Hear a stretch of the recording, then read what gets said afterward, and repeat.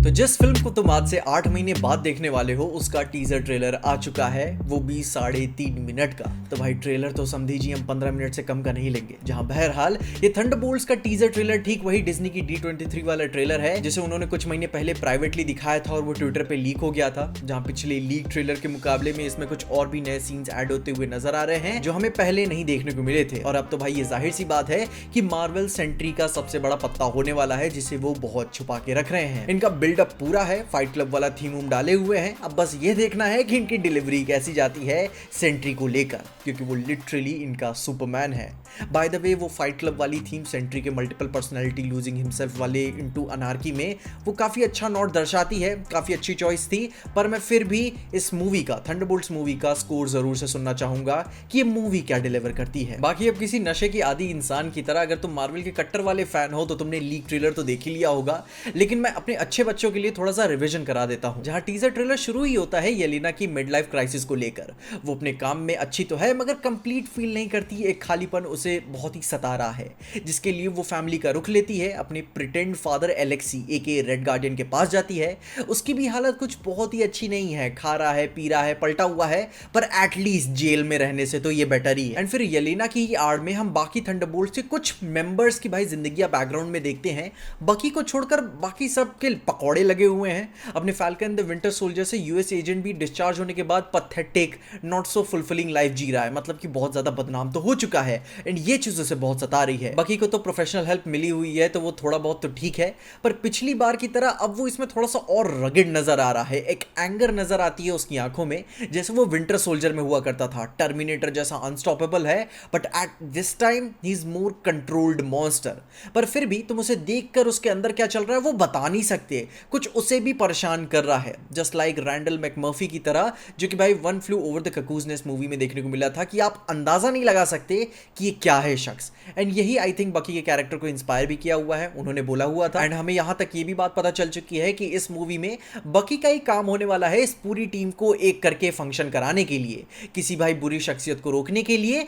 And वो बुरी शख्सियत ऑब्वियसली अपना सेंट्री ही होगा। एंड अब भाई टीजर ट्रेलर में मूवी का भाई इनका पहला इंटरेक्शन भी हमें देखने को मिल जाता है। टीम के सारे मेंबर्स को अलग अलग टास्क के जरिए एक स्पेशल प्लेस पे भाई इकट्ठा कराया जाता है बिना एक दूसरे के जानकारी के, कि कोई भी अगर एंड तक सारी चीजों को क्रॉस करके यहाँ पे आ गया तो भाई उसकी सिलेक्शन हो जाएगी। एंड एज एक्सपेक्टेड इनकी पहली मुलाकात में ही बहुत ही अच्छी फाइट होती है, अप अंटिल बॉब के इंट्रोडक्शन तक। उसके काफी हेल्पलेस होने के नाते उसके ऊपर कोई चढ़ता तो नहीं है, बट एक और फाइनल टेस्ट के बाद सब एक हो जाते हैं। पोटेंशियली बॉब वहां से भाग निकलता है और फिर सारे सब इकट्ठे होकर बिल्डिंग का भाई सच पता लगाने के लिए निकल पड़ते हैं अपने भाई विंटर सोल्जर के पीछे पीछे कि एक्चुअली में चल क्या रहा है। जहां फिर हमें वैल देखने को मिलती है अपनी सेंट्री के लोगों के साथ, जहां डायलॉग बाजी हमें बहुत सुनने को मिलती है कि तुम्हें एक बहुत ही बुरे शख्स को रोकना है, तुम सब भी बुरे हो लेकिन बहुत ही बुरी चीजें दुनिया में एग्जिस्ट करती हैं और कोई भी अच्छा नहीं है, ऐसी बातें हैं। मतलब कि सुसाइड स्क्वाड 2.0 जैसा मामला चल रहा है, जहां इन्हें सेंट्री को तो रोकना है एंड पता नहीं वो उसे कैसे रोकेंगे। सुपरमैन है वो, मिलियन एक्सप्लोडिंग सन की पावर्स है उसमें। खैर टीजर में एक सीन भी है जहां पे येलेना किसी सिरम उरम को भी हैंडल कर रही होती है,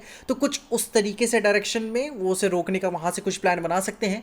पर जिस तरीके से बकी इस टीम के लीडर के तौर पे शांत नजर आ रहा है, कुछ अलग ही कुक होता हुआ वो फील कर सकता है, जो कि हमें फील हो जाता है कि वैल कुछ बड़ा सच नहीं बता रही है, जो कि सेंट्री से भी बड़ा थ्रेट है। जहां पे फिर अपने बैटल ऑफ न्यूयॉर्क की लड़ाई में हीरोज को ऑनर करते हुए वहां एक पार्टी हमें नजर आती है, जहां लोकी का हमें सेप्टर भी नजर आता है, उसके आगे उस उड़ते हुए एलियन का दांत भी रखा हुआ है किसी आर्ट पीस की तरह, और अलग अलग आर्टिफैक्ट्स भी भाई वहां पे प्लेस किए गए हैं। वहीं वैल भाई प्रोबेबली अपने इन्वेस्टर्स को लेकर उनके साथ हंस रही होगी एंड बकी दूर से बहुत चीजें ऑब्जर्व कर रहा है कि भाई ये सरकारी नौकरी में भ्रष्टाचार उसको कुछ ज्यादा ही नजर आ रहा है। एंड यह बात बहुत इंपॉर्टेंट है कि इस मूवी में क्लियर हो जाएगी कि एवेंजर्स टावर्स किसने खरीदा, वैल या उसकी जो सीक्रेट कंपनी है अपना किंग पिन हु नोस, वो इस बिल्डिंग को ऑपरेट कर रही है। जहां कुछ अनपैक्ड बॉक्सेस भी हमें पीछे में नजर आते हैं, जो कि बताता है कि हाँ भाई अभी नई नवीली बिल्डिंग है तो ये अपना न्यूयॉर्क का एवेंजर्स टावर होने वाला है। मेरी बेट्स तो वही है। जहां फिर आगे बकी ले दे कि उन सबको रिक्रूट तो कर लेगा, पर एंड में किसी बड़े पर्पस के लिए। There's a scene in the trailer जहां येलेना जंगल से दीवार में भिड़कर डायरेक्ट एक टेबल पे गिरती है, जो कि किसी तरीके का उसके पास्ट का रेड रूम का माइंड फक ट्रिपी राइड उसे दिखाएगा।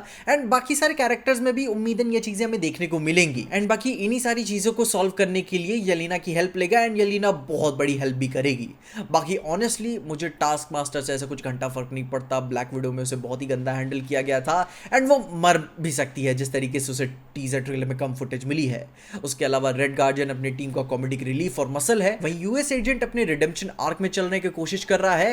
एंड आखिर में आती अपनी गोस्ट। इसकी पावर्स जेन्युइनली थ्रेटनिंग है, काम आ सकती हैं, पर ये भी डिस्पोजेबल सुपर हीरो की तरह नजर आ रही है कि सेंट्री शॉक वैल्यू के लिए इसे बीच में से फाड़ दे, जैसा कॉमिक्स में किसी और कैरेक्टर के साथ हुआ था, सेंट्री ने किया। जहां here and there are some fun elements in the trailer. Bucky dishwasher में अपने हाथ को धोता है एंड पता नहीं Guardians of the Galaxy holiday special में रॉकेट को दिया हुआ बकी का आर्म को ये एक्सप्लेन करेंगे कि भी नहीं, बट अच्छा जरूर से था। और हमेशा की तरह एमसीयू के ट्रेलर एक जोक पे एंड होते हैं एंड वो जोक एंड ही हो रहा था कि बकी अपनी इनकी सस्ती मस्ती को पलट देता है, जहां फिर by the look of it वो उन्हें हंट नहीं कर रहा है बल्कि रोकने की कोशिश कर रहा है। And I guess he is successful in his job. जहां अब ट्रेलर मुझे पागलों की तरह एक्साइट तो नहीं करता, पर इंटरेस्टिंग जरूर से है। एमसीयू ने काफी ड्रास्टिक टर्न लिया हुआ है अपनी टोनैलिटी को लेकर। वो विंटर सोल्जर की तरह बकी के लंबे बाल, जो कि मुझे पसंद तो नहीं आया, पर पूरी वो ग्रिटीनेस बनाने की कोशिश की जा रही है, पर वो कितना अच्छा होगा वो तो समय ही बताएगा। हाइप नहीं किया इस टीजर ट्रेलर ने, पर इंटरेस्टिंग जरूर से है। अब अगर भाई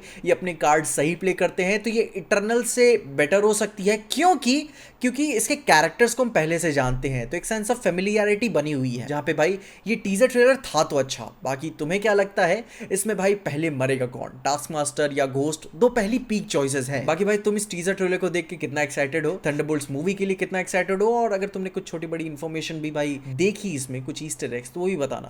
थ्योरीज बनाते हैं हम, एंड जल्दी ही मिलते हैं इसकी नेक्स्ट वीडियो के साथ। पर तब तक के लिए देखते रहिएगा पीजे एक्सप्लेन।